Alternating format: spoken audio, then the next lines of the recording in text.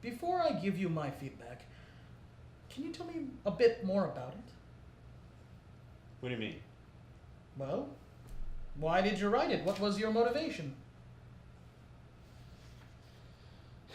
Well, I got this 2% thing that thinks I'm some sort of genius, and that's been floating in my head a long time. I think lots of folks, guys at least, have that delusion.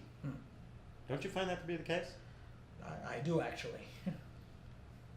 So, anyway, I took the sabbatical and rented the office and stared at the blank page for a day or so, but I've always had this thing for Harold Bloom from Yale. He writes these terrific books, and he is over the top crazy about the play Hamlet. So if I figured, if you're going to try and do something great, why not go over the top? So I read and reread Hamlet about 20 times over the last year. Bloom says that the key element for works of art and works of genius is strangeness. And there's no stranger work of art in history than Hamlet. So when I wrote the play, I didn't censor myself. I just let it rip. I let my story just come out in all its glory. What's your favorite passage? In my play? No. In Hamlet. Recite it to me.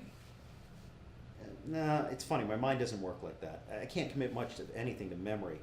I made a bosh of Brutus's speech over the body of Caesar back in 10th grade.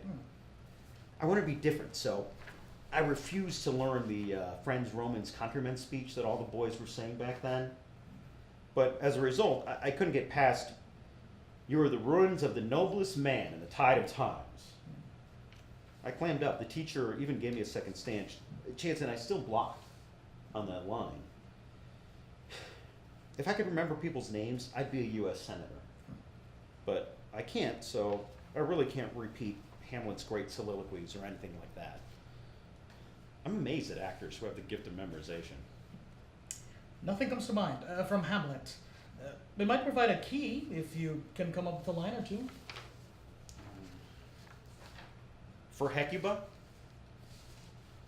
That's what I wanted to do with this play. I wanted to write a play which at some point moves an audience or a reader nearly as much as I'm moved when Hamlet says, "For Hecuba." Did I get there with you? Do you want my honest opinion? If a man can't take the truth from his own therapist, he's not a man. Shoot. You should throw this manuscript in the trash. Ouch. That hurt. Maybe I'm not really a man after all. This play is 100% narcissistic.